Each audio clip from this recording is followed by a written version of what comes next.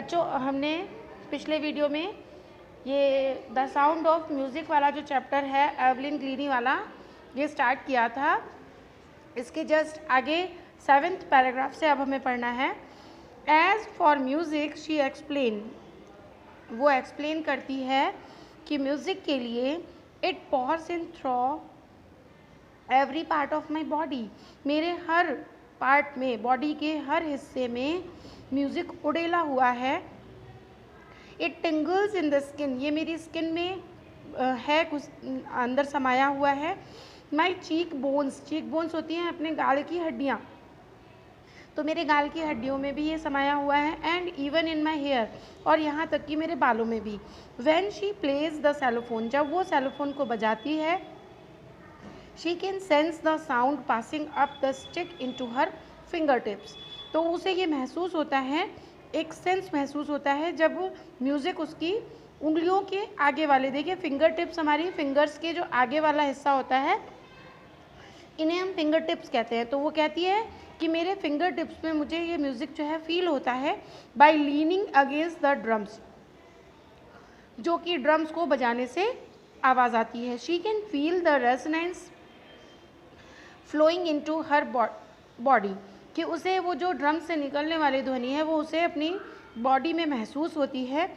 On a wooden platform she removes her shoes, जो wooden platform है, मतलब जहाँ पर वो प्लेटफॉर्म है वो वुडन है, लकड़ी का है, और उस पर जब वो अपने शूज़ उतार देती है, सो दैट, वो क्यों उतार देती है, जिससे कि she the vibrations pass through her bare feet, bare यानी बिना कुछ पहने हुए पैरों में, नंगे पाँव, तो वाइब्रेशंस जो हैं वो पास कर सके उसके नंगे पाँव से।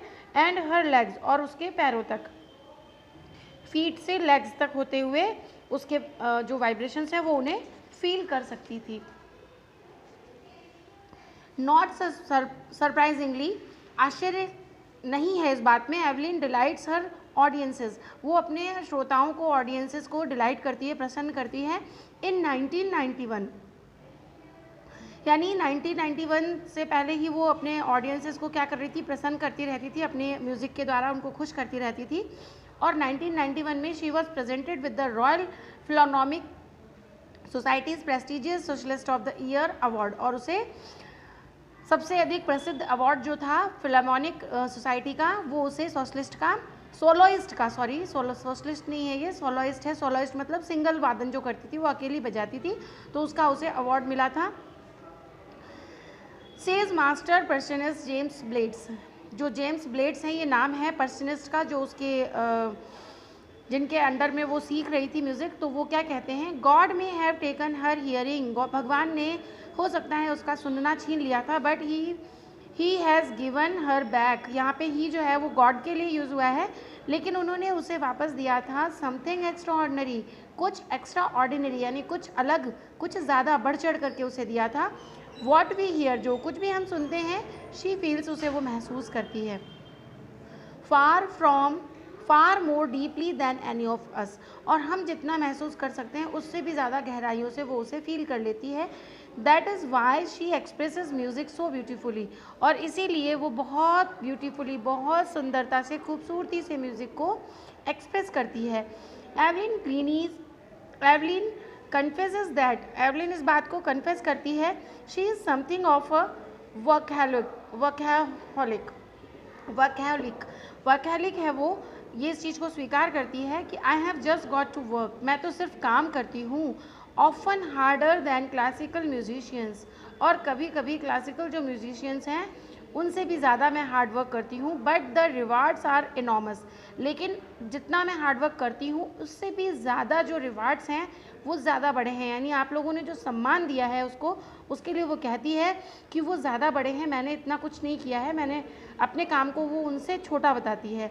Apart from the regular concerts, यानी जो रेगुलर कॉन्सर्ट्स करती थी, वो कॉन्सर्ट्स जो म्यूज़िक कॉन्सर्ट्स होते हैं, संगीत सम्मेलन जो होते हैं, उन्हें कहते हैं।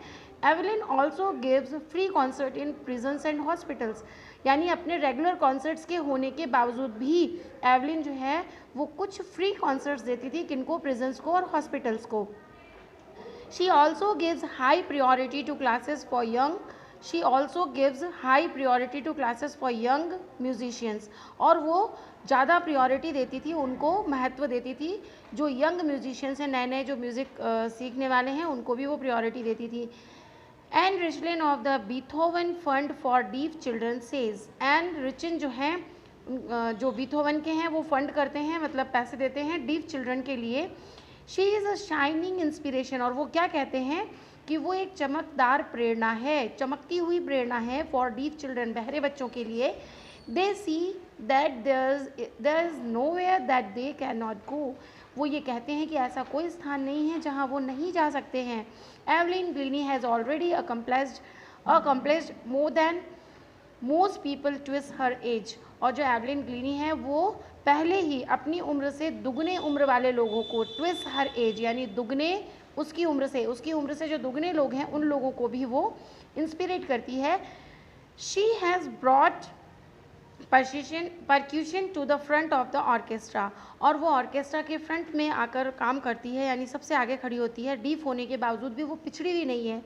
And demonstrated that it can be very moving, और वो ऐसा डेमोन्स्ट्रेट करती है, ऐसा डेमो करती है कि वो शायद बहुत ज़्यादा मूविंग है. She has given inspiration to those, और वो उन लोगों को प्रेरित करती है, प्रेरणा देती है, हु आर हैंडीकैप्ड, जो कि हैंडीकैप्ड हैं, जो किसी तरह से भी विकलांग हैं.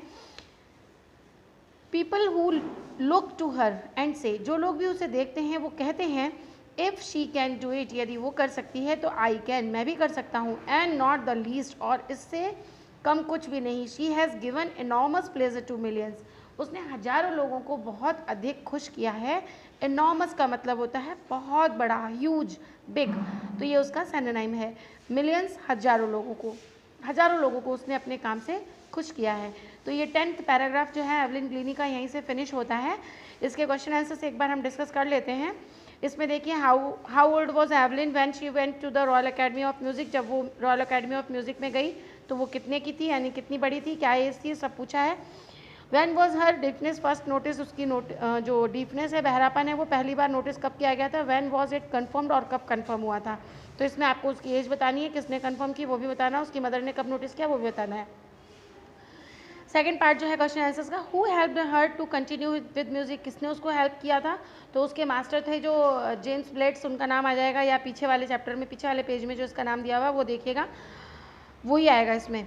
What did he do and से, उन्होंने उसके लिए क्या किया था, ड्रम्स को बीट करके. पिछले वीडियो में आपको बता चुकी हूँ, जो ड्रम्स को बीट करना और उसे फील करना म्यूजिक को कहा. उन्होंने कहा कि don't listen through your year, feel the music with your other part of the body, है ना, इस तरह से उन्होंने बताया था. Name the various places and causes for which Evelyn performs, और उसके जो जो स्थान पर जहाँ पर उसने अपना काम किया, उन सब के बारे में, परफॉर्म किया, उन सब के बारे में इसमें पूछा हुआ है. नेक्स्ट आंसर थर्ड पार्ट है जो क्वेश्चन का, how does Evelyn here music, वो किस तरह से म्यूजिक को सुनती थी, इसे आपको एक्सप्लेन करना है. तो इस चैप्टर में सिर्फ इतने से 5 क्वेश्चन आंसर्स हैं, इन्हें आपको करना है. If you feel any difficulty about these questions, you can ask me and subscribe and watch more and more videos in my channel. Please try to understand and ask the questions in comment box. You can ask questions in comment box, so please.